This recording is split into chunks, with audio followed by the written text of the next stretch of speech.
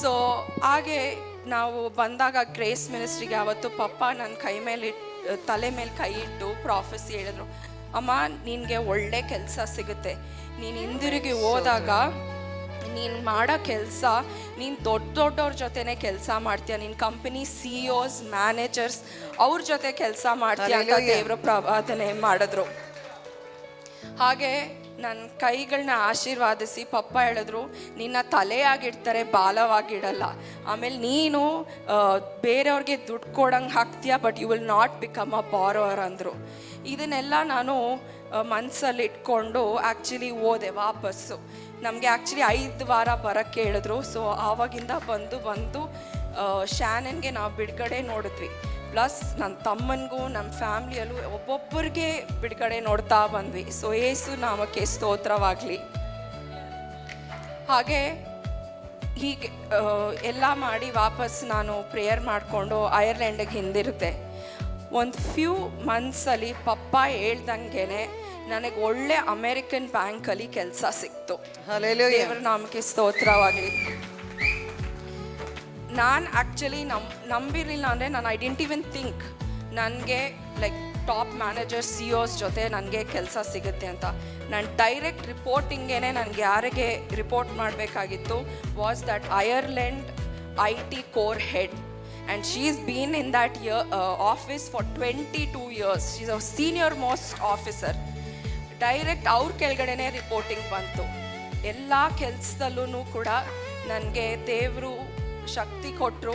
Plus papa mummy constant ಪ್ರಾರ್ಥನೆ, ಅವ್ರ messages ಒಂದು ಮೆಸೇಜ್ ಹಾಕಿದ್ರೆ ಸಾಕು, ಮಮ್ಮಿ ಪಾಪ ಎಷ್ಟು ಚೇರ್ಫುಲ್ಲಾಗಿ ಪ್ರೇಯರ್ ಕಳಿಸೋರು ಮತ್ತು ವಿಶ್ ಮಾಡೋರು.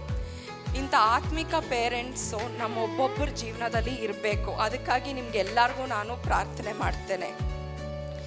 ಸೊ ಹೀಗೆ ನಾನು ಪಪ್ಪ ಕೊಟ್ಟಿದ್ದು ಒಂದೊಂದು ಪ್ರವಾದನೆಗಳು ನನ್ನ ಜೀವಮಾನ ನಾನು ನೋಡ್ಕೊಂಬಂದಿದ್ದೀನಿ. ಒಂದು ಲೈಕ್ ಆಗದೇ ಇರಂಗೆ ಅಂತ ಇರಲಿಲ್ಲ. ಸೊ ಹೀಗೆ ಕೆಲಸ ಮಾಡ್ತಾ ದೇವರು ಕೂಡ ಹೇಳಿದ್ರು, ನಿನ್ನ ತಲೆಯಾಗಿಡ್ತೀನಿ, ಬಾಲವಲ್ಲ ಅಂತ. ಈ ಇದಕ್ಕೂ ಕೂಡ ಒಂದು ಸಂಗತಿ ಇದೆ. ಯಾಕಂದರೆ ನಾನು ಆ ಆಫೀಸಲ್ಲಿ ಕೆಲಸ ಮಾಡಿದ 1 ವರ್ಷ ಅಷ್ಟೇ ಆಗಿತ್ತು. ಆ ಟೈಮಿಗೆ ನನ್ನ ದೇವರು ಎಷ್ಟು ನನಗೆ ನಾಲೆಜಲ್ಲಿ ತುಂಬಿದ್ರು ಅಂದರೆ ಆ ಆಫೀಸ್ ವರ್ಕ್ ಇದರಲ್ಲಿ ನಾನು ಡೈರೆಕ್ಟಾಗಿ ನನ್ನ ಮ್ಯಾನೇಜರ್ಸ್ ಬಂದು ಕೇಳೋರು ದಟ್ ನೀನು ಬೇರೆ ಬ್ರಾಂಚಸಲ್ಲಿರೋರಿಗೆ, ಬೇರೆ ಕಂಟ್ರೀಸಲ್ಲಿರೋರಿಗೆ ಟ್ರೈನ್ ಮಾಡ್ತೀಯಾ ಅಂತ. ಸೊ 1 ಇಯರಲ್ಲೇ I started training other new joiners and counterparts worldwide. ಅಷ್ಟು ದೇವರು ನನ್ನನ್ನು ಆಶೀರ್ವಾದಿಸಿದ್ರು. ಎಲ್ಲ ಟೈಮಲ್ಲಿ ಎಷ್ಟು ಆಗ್ತಿದ್ದೀನಿ ಅಂದರೆ, ನಾನು ಕೆಲವು ಸತಿ ನಮ್ಮ ಅಪ್ಪ ಅಮ್ಮನಿಗೆ ಅವ್ರಿಗೆ ಮಧ್ಯರಾತ್ರಿ 2 ಗಂಟೆ 3 ಗಂಟೆಗೆ ನಾನು ಫೋನ್ ಮಾಡಿ, ಬಿಕಾಸ್ ಒಬ್ಬಂಟಿತನ ಅಷ್ಟು ನನ್ನನ್ನು ಕಾಡಿಸ್ಬಿಟ್ಟಿತ್ತು. ನಾನು ಅವ್ರಿಗೆ ಅಷ್ಟು ಲೇಟಾಗಿ ಫೋನ್ ಮಾಡಿದ್ರು ಕೂಡ ಅವ್ರು ಫೋನ್ ಎತ್ತಿ ನನ್ನ ಜೊತೆ ಪ್ರೇಯರ್ ಮಾಡೋರು, ಇಬ್ಬರು ತಂದೆ ತಾಯಿ. ಸೊ ನನಗೆ ಹೆಂಗಾಗಿತ್ತು ಅಂದರೆ, ಆ ಊರಿಗೆ ಹೋಗಿದ್ದು ಇಷ್ಟಪಟ್ಟು ಹೋಗಿದ್ದು, ನಾನು ಓದಬೇಕು ಇದು ಮಾಡಬೇಕು ಅಂತ. ಬಟ್ ಲಾಸ್ಟಲ್ಲಿ ನನಗೆ ಸಾಕಪ್ಪ, ನನಗೆ ಬಂದು ಗ್ರೇಸ್ ಮಿನಿಸ್ಟ್ರಿಯಲ್ಲಿ ನೆಲೆದ್ರೆ ಸಾಕು ಅಂತ ಅಷ್ಟು. ಎಷ್ಟು ಅದ್ಭುತವಾಗ್ತಾ ಇದೆ. ನಾನು ಹೇಳ್ತೀನಿ, ನಿಮ್ಮ ಲೈಫಲ್ಲಿ ಒಬ್ಬೊಬ್ಬರಲ್ಲೂ ಕೂಡ ಇವಳ ಒಂದು ಸಾಕ್ಷಿ ಏನು ಟೀಚ್ ಮಾಡೋದಂದ್ರೆ, ನಮ್ಮ ಜೀವನದಲ್ಲಿ ಬೆಲೆಯುಳ್ಳ ಮುತ್ತ ಅನ್ನೋದು ಯೇಸು ಕ್ರಿಸ್ತ ಕೊಟ್ಟು ಯಾವುದೂ ಇಲ್ಲ. ಅದೊಂದೇ ನಿಮಗೆ ದೊಡ್ಡದದು, ಅದು ದೊಡ್ಡ ಮುತ್ತದು. ಅದನ್ನ ನೀವು ಪರ್ಚೇಸ್ ಮಾಡಿಬಿಟ್ರೆ, ನಾನು ಹೇಳ್ತೇನೆ, ಈ ಲೋಕದ ಎಲ್ಲ ಮುತ್ತುಗಳು ನಿಮಗೆ ವಿರಳವಾಗಿ ಕಾಣುತ್ತೆ. ಅವತ್ತು ಬಂದು ಮಂಜುಷದ ಪೆಟ್ಟಿಗೆಯಲ್ಲಿ ಮುಂದೆ ಎಷ್ಟು ಹತ್ತಿದ್ದೀನಿ ಅಂದರೆ, ಭಾರ ಅವೆಲ್ಲ ಹಿಡಿದೋಯ್ತು. ಅಷ್ಟು ಭಾರ ನಾನು ಅಷ್ಟು ತಿಂಗಳು ಅಲ್ಲಿ ಇಟ್ಕೊಂಡಿದ್ದೆ. ಆ್ಯಕ್ಚುಲಿ ನಾನು ಬಂದಾಗೆಲ್ಲ I used to store up my energy, my faith, ನನ್ನ ಸ್ಪಿರಿಚುವಲ್ ವೆಲ್ಬೀಯಿಂಗ್ ಎಲ್ಲ ಇಲ್ಲಿಂದ ತೊಗೊಂಡು ವಾಪಸ್ ಹೋಗ್ತಿದ್ದೆ ನಾನು. ಇನ್ನು ಫ್ಯೂ ಮಂತ್ಸ್ ನಾನು ಅಲ್ಲಿ ಸಸ್ಟೇನ್ ಆಗಿ ಇದು ಮಾಡ್ಕೊಂಡಿರಬೇಕು ಅಂತ. ಬಟ್ ಈ ಸತಿ ಬಂದಾಗ ದೇವ್ರು ಹೇಳಿದ್ರು, ನೀನು ಅವತ್ತು 1 ದಿನ 2 ದಿನ ಹತ್ತಿರೋದು ನಿಂಗೆ 1 ದಿನದಲ್ಲೇ ನಿನ್ಗೆ ಅಷ್ಟು ಖುಷಿ ಪಡಿಸ್ತೀನಿ ಅಂತ. ಎವ್ರಿ ಸಂಡೇ ಬನ್ನಿ, DJ ಇರುತ್ತೆ, ದೇವ್ರ ಆತ್ಮದಲ್ಲಿ DJ. ಅದು ಎಷ್ಟು ಖುಷಿ ಅಂದರೆ, ಎಲ್ಲ ಬಿಟ್ಟು ಮೈ ಮರೆತು ಅಷ್ಟು ದೇವರಿಗೆ ಘನಪಡಿಸ್ಬೋದು.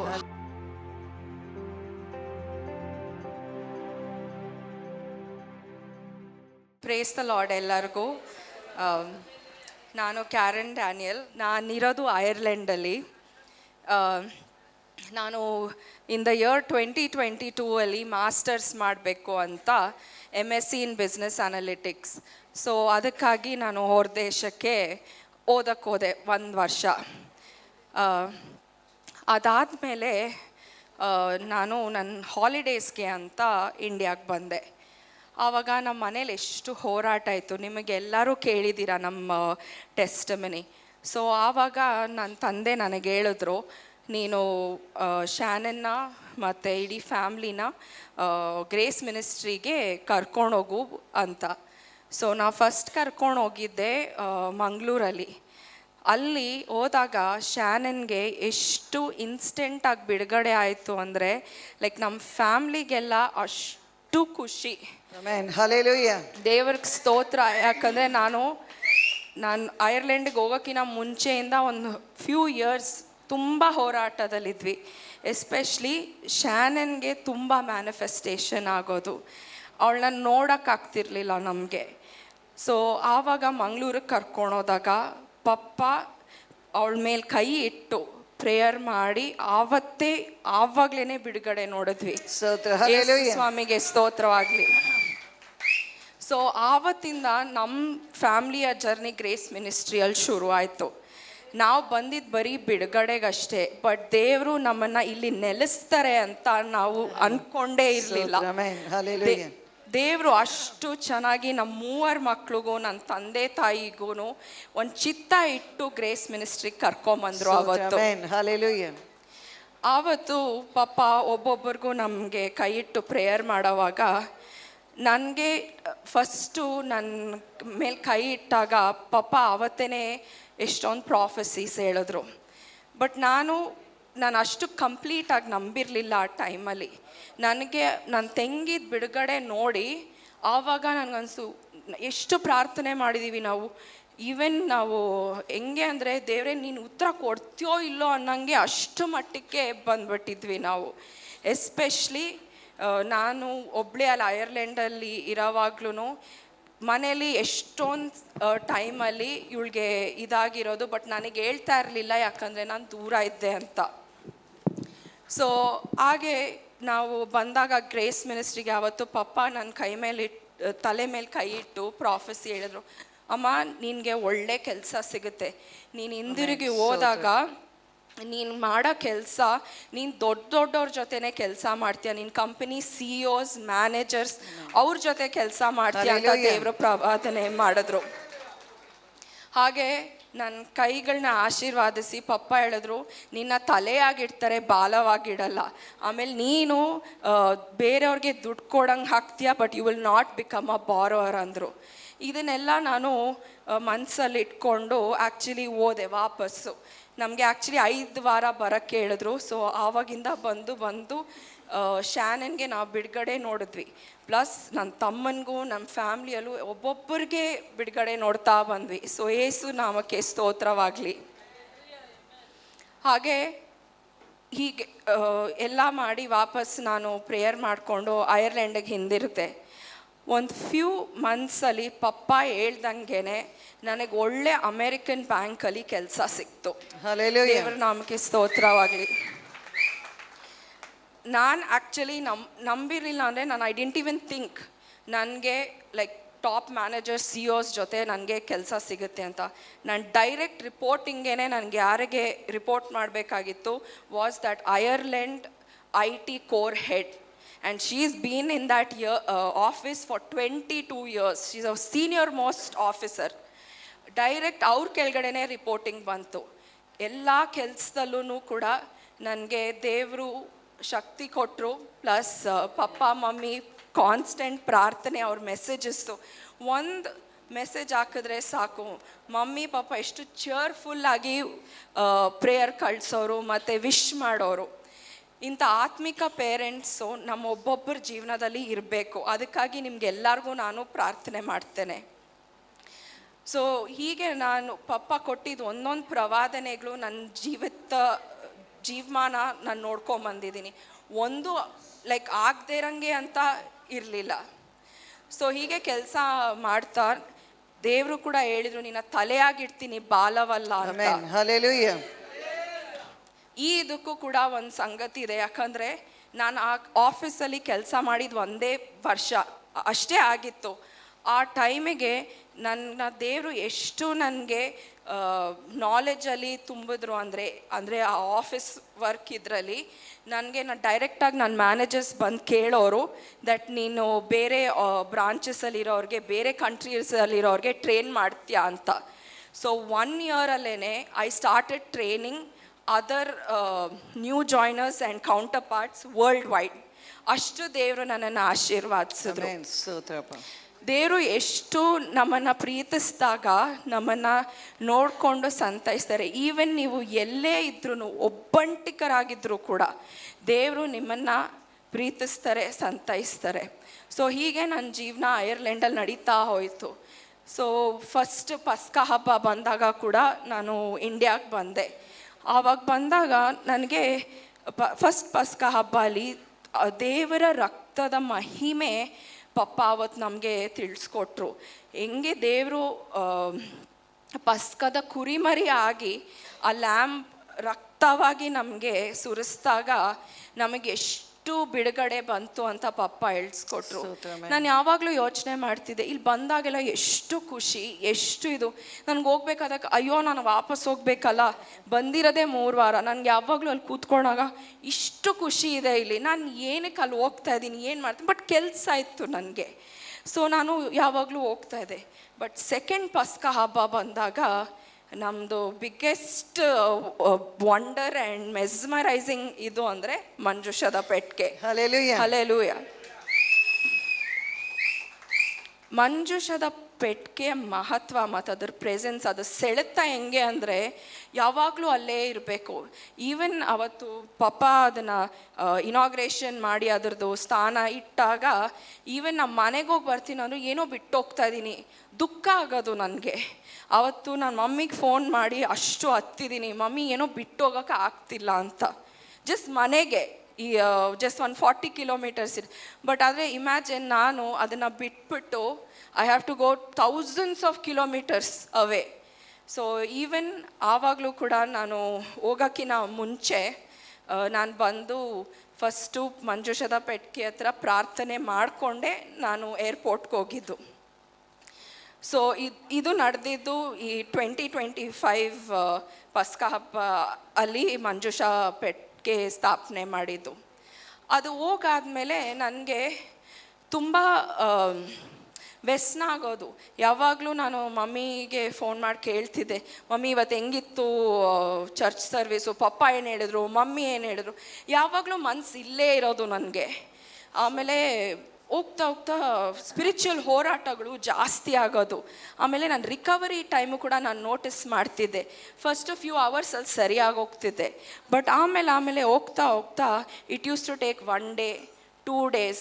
ಅಂದರೆ ಲೈಕ್ ಬೆಡ್ಡಲ್ಲೇ ಮಲ್ಕೊಂಬಿಡ್ತಾ ಇದ್ದೆ. ಏನಪ್ಪ ಏನಕ್ಕೆ ಹಿಂಗೆ ಆಗ್ತಿದೆ, ಏನಕ್ಕೆ ಇಷ್ಟು ಒಬ್ಬಂಟಿತನ, ನಾನು ಎಲ್ಲ ಮಾಡ್ಕೊಂಬಂದಿದ್ದೀನಿ 3 ವರ್ಷದಲ್ಲಿ, ನಾನು ಒಬ್ಬಳೇ ಇದ್ದು ಓದಿ ಕೆಲಸ ಮಾಡಿ. ಬಟ್ ಈ 2025 ಪಸ್ಕ ಹಬ್ಬ ಮುಗಿಸ್ಕೊಂಡು ಹೋಗಾದ್ಮೇಲೆ ತುಂಬ ಒಬ್ಬಟ್ಟಿತನ ಅನಿಸ್ಬಿಡೋದು. ಈವನ್ ತಂದೆ ತಾಯಿ ಹತ್ರ 1 hour 2 hours ಮಾತಾಡಾದ್ಮೇಲೆ ಫೋನ್ ಇಟ್ಟಾದ್ಮೇಲೆ ಬರೀ 4 ಗೋಡೆ. ಅಷ್ಟು ಸಂಕಟ ಆಗೋದು ನನಗೆ. ಆವಾಗ ನಾನು ಹಿಂಗೆ ಅಂದ್ಕೊಂಡು ಹಂಗೆ ಕೆಲಸ ಮಾಡ್ತಾ ಹೋದೆ. ಆವಾಗ ನನಗೆ ಅಕ್ಟೋಬರಲ್ಲಿ 3ನೇ ವಾರ 2025 ಅಕ್ಟೋಬರಲ್ಲಿ 3rd week ಸ್ಯಾಟರ್ಡೆ ಹಿಂಗೆ ಒಂದಿನ ಹಿಂಗೆ ಮಲ್ಕೊಂಡಿದ್ದೀನಿ. ರಾತ್ರಿ ಆಲ್ಮೋಸ್ಟ್ ಒಂದು 11 ಗಂಟೆ. ಮಲ್ಕೊಡ್ಸೋಕ್ಕೆ ಬಿಡಲಿಲ್ಲ. ಏನೋ ಅಸಮಾಧಾನ, ದುಃಖ, ಅಳ್ತಾನೇ ಇದ್ದೀನಿ. ಏನಂತ ನಾರ್ಮಲಿ ನಾನು ಪ್ರೇಯರ್ ಮಾಡ್ಕೊಂಬಿಟ್ಟು ಒಂದು 2-3 ಅವರಲ್ಲಿ ಸರಿ ಆಗ್ಬಿಟ್ಟು ಮಲ್ಕೋತೀನಿ. ಬಟ್ ಅವತ್ತು ಅಷ್ಟು ಮಲ್ಗೊಡ್ಸೋಕ್ಕೆ ಬಿಡಲಿಲ್ಲ. ಎದ್ಬಿಟ್ಟು ಹೋಗಿ ಹಾಲಲ್ಲಿ ಕೂತ್ಕೊಂಡೆ. ಆವಾಗ ಕೂತ್ಕೊಂಡಾಗ ಹಿಂಗೆ ಕೂತಿದ್ದೀನಿ, ಫುಲ್ ಕತ್ಲೆ ಇದೆ. ನನ್ನ ಹಾಲಲ್ಲಿ ಫುಲ್ ವಿಂಡೋ ಇದೆ. ಹಂಗೆ ಕಣ್ಣು ತೆಗೆದು ಪ್ರಾರ್ಥನೆ ಮಾಡ್ತಾಯಿದ್ದೀನಿ.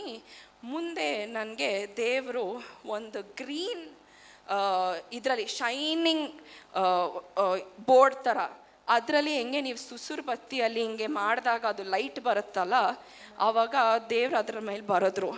Enough is enough Karen, return back ಅಂತ.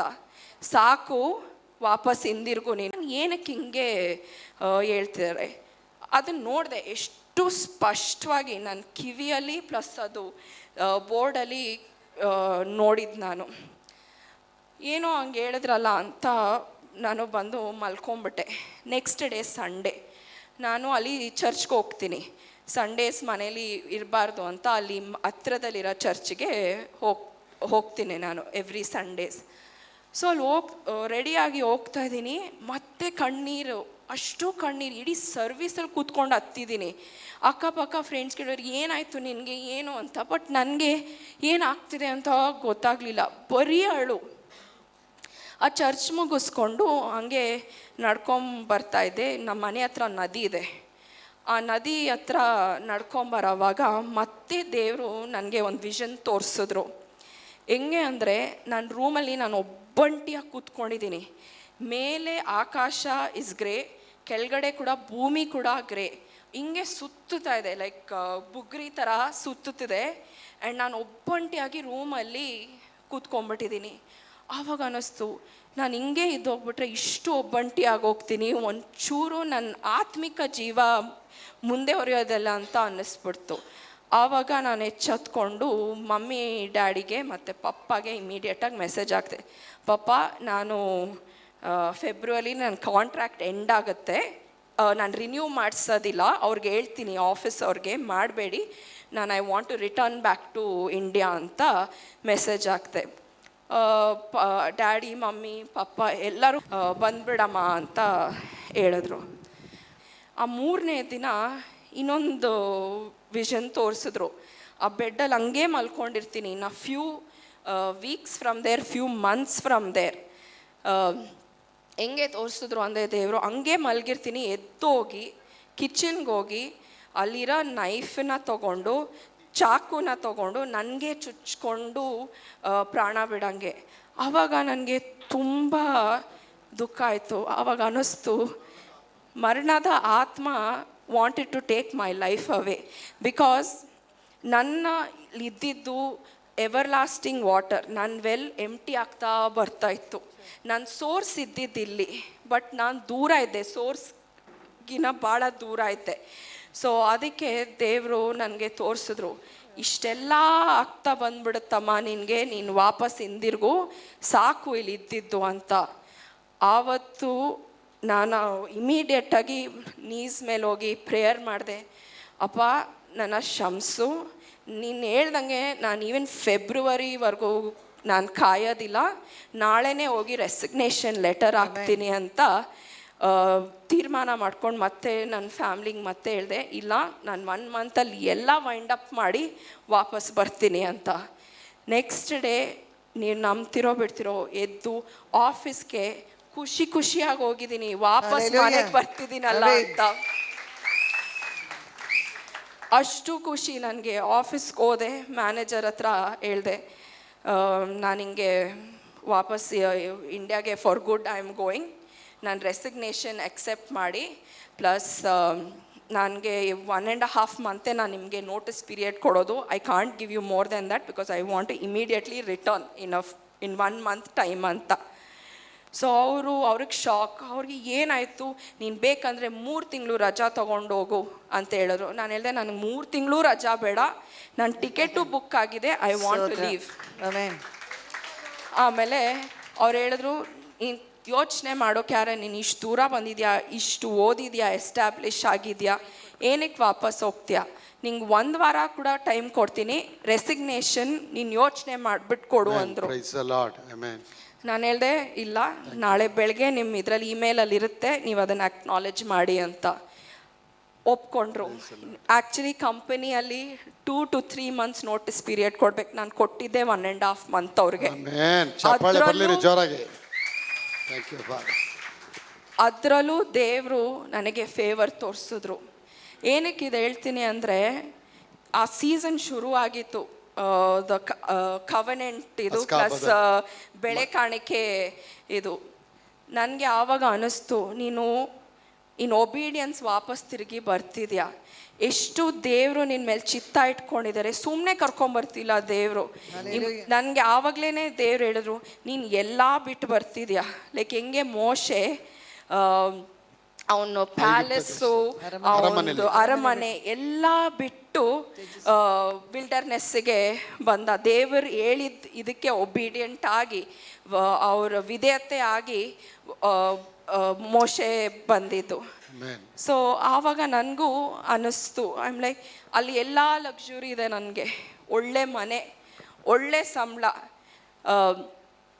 ಬಟ್ ಆದರೆ ದೇವ್ರು ಹೇಳಿದ್ರು, ನೀನು ಅಲ್ಲಿಂದ ಬಿಟ್ಟು ನೀನು ಬಾ, ನಿನ್ಗೆ 7ರಷ್ಟು ನಾನು ಇಲ್ಲೇ ಈ ಊರಲ್ಲೇ ಬರ್ಲಿರಿ ಚಪ್ಪಾಳೆ. ಅದಕ್ಕೆ ದೇವ್ರಿಗೆ ಎಷ್ಟು ಕೋಟಿ ಕೋಟಿ ಸ್ತೋತ್ರ. ಬಿಕಾಸ್ ನಾನು ಅವತ್ತು ನೋಡಿದ ವಿಷನ್ ಇವತ್ತಿನವರೆಗೂ ನನಗೆ ಗೂಸ್ ಬಂಪ್ಸ್ ಕೊಡುತ್ತೆ. ಯಾಕಂದರೆ ನಾನು ಆತ್ಮನೇ ಕಳ್ಕೊಂಬಿಡ್ತೀನಿ. ಯಾಕಂದರೆ ದೇವರು ಇಷ್ಟು ಒಳ್ಳೆ ಜೀವನ ಕೊಟ್ಟಿದ್ದಾರೆ, ಪಪ್ಪ ಮಮ್ಮಿ ಕೊಟ್ಟಿದ್ದಾರೆ, ಪ್ಲಸ್ ದೇವರೇ ನಮ್ಮನ್ನು ಕೈ ಹಿಡಿದು ನಡೆಸ್ಕೊಂಬಂದಿದ್ದಾರೆ, ಎಲ್ಲದರಿಂದ ಬಿಡುಗಡೆ ಕೊಟ್ಟಿದ್ದಾರೆ ನಮ್ಮ ದೇವರು ನನಗೆ, ನನ್ನ ಕುಟುಂಬಕ್ಕೆ. ಅನ್ಯಾಯವಾಗಿ ನನ್ನ ಜೀವನ ಹೊಟ್ಟೋಗುತ್ತೆ, ನನಗೆ ಇಷ್ಟ ಇಲ್ಲ ಅಂತಾನೆ ನಾನು I took that decision in obedience. ವಾಪಸ್ ದೇವರ ಸ್ಥಾನಕ್ಕೆ ಬಂದು ನಾನು ನನ್ನ ಸಬ್ಮಿಟ್ ಮಾಡ್ಕೊಳ್ಳೋಕ್ಕೆ. ಈವನ್ ನಾನು ವಾಪಸ್ ಬರೋವಾಗಲೂ ಕೂಡ ನಾನು ಫಸ್ಟ್ ಲ್ಯಾಂಡ್ ಆಗಿ ಬಂದಿದೆ ಮಂಜುಷದ ಪೆಟ್ಟಿಗೆ ಹತ್ರ. ಚಪ್ಪಾಳೆ ಬರ್ಲಿರಿ. ಆ ಚೋಳಿಲ್ ಕುತ್ಕೊಂಡು ಇವ್ರು ಪ್ರೇ ಮಾಡ್ತಾ ಇದ್ದಾರೆ. ಆ ಮನೆಗೂ ಹೋಗಿಲ್ಲ, ಸೂಟ್ ಕೇಸ್ ಸಮೇತ ಇಲ್ಲೇ ಇಟ್ಟು ಕಾರಲ್ಲಿ ಇಳಿದು ಬಿಟ್ಟು ದೇವ್ರ ಸನ್ನಿಧಾನ ಅಂತ 1.5 ಗಂಟೆಗಳ ಕಾಲ ಖಂಡಿಯಿಂದ ಅವಳು ಪ್ರಾರ್ಥನೆ ಮಾಡಿದಾಳೆ. ದೇವರೇ, ನೀನು ವಿಧೇಯತೆ ಆಗ್ತೇನೆ, ನಾನು ಕೆಲಸ ಬಿಟ್ಟು ಬರ್ತೀನಿ ಅಂತ ಅವಳು ಬರಬೇಕಾದ್ರೆ ಅಲ್ಲಿರೋ ಕಂಪನಿ ಓನರು ಇವಳಿಗೆ ಬೆಂಗಳೂರಲ್ಲೇ ಇನ್ನೊಂದು ಕಂಪನಿ ಓಪನ್ ಮಾಡಿದ್ದೀವಿ, ನಿನಗೆ ಯಾವಾಗ ಬೇಕು ಹೋಗಲ್ ಕೆಲಸಕ್ಕೆ ಸೇರ್ಕೊ ಅಂತ ಹೇಳಿದ್ದಾರೆ. ದೇವರಿಗೆ ಸ್ತೋತ್ರ. ಎಸ್ ಮಾ ಗೋ ಅಹೆಡ್. ಸೊ ಬಂದು ದೇವರು ನನಗೆ ಹೇಳಿದ್ರು, ನೀನು ಎಷ್ಟು ಭಾರನ ಹೊತ್ಕೊಂಡು ನೀನು ಒಬ್ಬಂಟಿಯಾಗಿ ಅಲ್ಲಿದ್ದು ಎಲ್ಲ ಟೈಮಲ್ಲಿ ಎಷ್ಟು ಆಗ್ತಿದ್ದೀನಿ ಅಂದರೆ, ನಾನು ಕೆಲವು ಸತಿ ನಮ್ಮ ಅಪ್ಪ ಅಮ್ಮನಿಗೆ ಅವ್ರಿಗೆ ಮಧ್ಯರಾತ್ರಿ 2 ಗಂಟೆ 3 ಗಂಟೆಗೆ ನಾನು ಫೋನ್ ಮಾಡಿ, ಬಿಕಾಸ್ ಒಬ್ಬಂಟಿತನ ಅಷ್ಟು ನನ್ನನ್ನು ಕಾಡಿಸ್ಬಿಟ್ಟಿತ್ತು.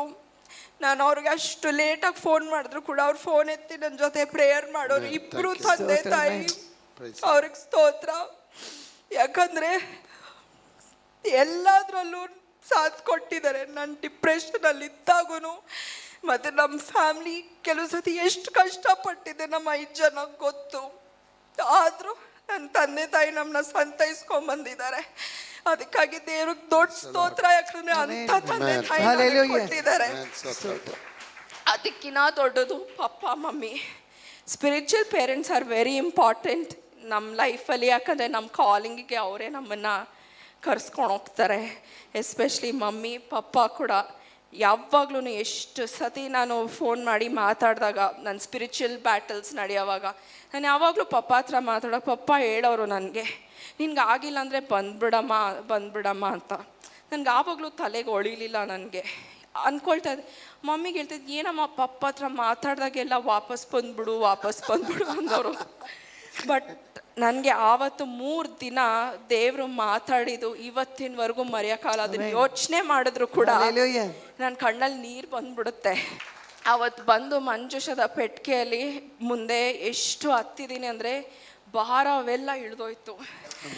ಅಷ್ಟು ಭಾರ ನಾನು ಅಷ್ಟು ತಿಂಗಳು ಅಲ್ಲಿ ಇಟ್ಕೊಂಡಿದ್ದೆ. ಆ್ಯಕ್ಚುಲಿ ನಾನು ಬಂದಾಗೆಲ್ಲ I used to store up my energy, my faith, ನನ್ನ ಸ್ಪಿರಿಚುವಲ್ ವೆಲ್ಬೀಯಿಂಗ್ ಎಲ್ಲ ಇಲ್ಲಿಂದ ತೊಗೊಂಡು ವಾಪಸ್ ಹೋಗ್ತಿದ್ದೆ ನಾನು.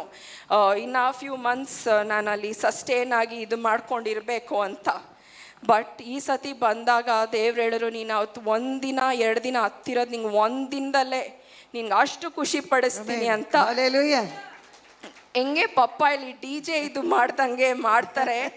ನೀವು ಪಬ್ಗೆ ಹೋಗೋದು ಬೇಡ, ಏನದಕ್ಕೂ ಹೋಗೋದು ಬೇಡ, ಎವ್ರಿ ಸಂಡೇ ಇಲ್ಲಿ ಬನ್ನಿ, DJ ಇರುತ್ತೆ. ದೇವ್ರ ಆತ್ಮದಲ್ಲಿ DJ ಅದು.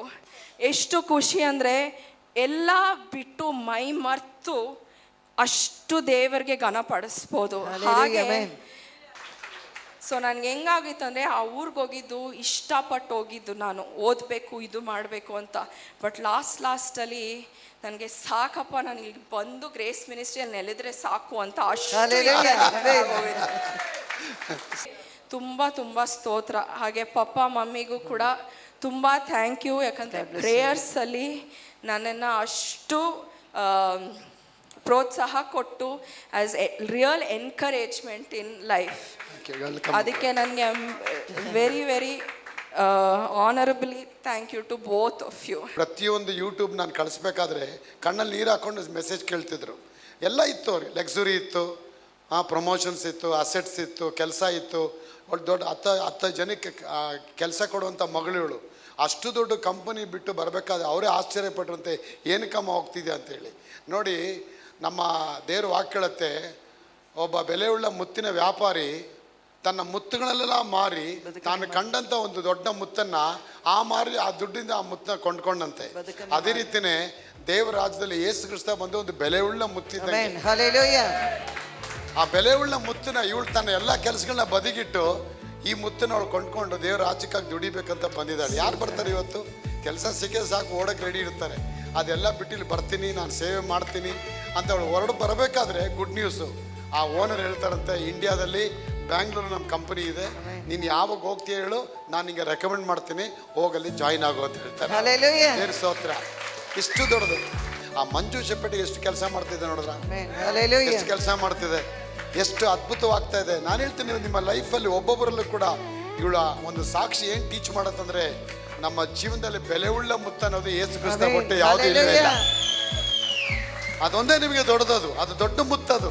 ಅದನ್ನ ನೀವು ಪರ್ಚೇಸ್ ಮಾಡ್ಬಿಟ್ರೆ ನಾನು ಹೇಳ್ತೇನೆ, ಈ ಲೋಕದ ಎಲ್ಲ ಮುತ್ತುಗಳು ನಿಮಗೆ ವಿರಳವಾಗಿ ಕಾಣುತ್ತೆ, ಅದು ಅಮೂಲ್ಯವಾಗಿ ಕಾಣುತ್ತೆ.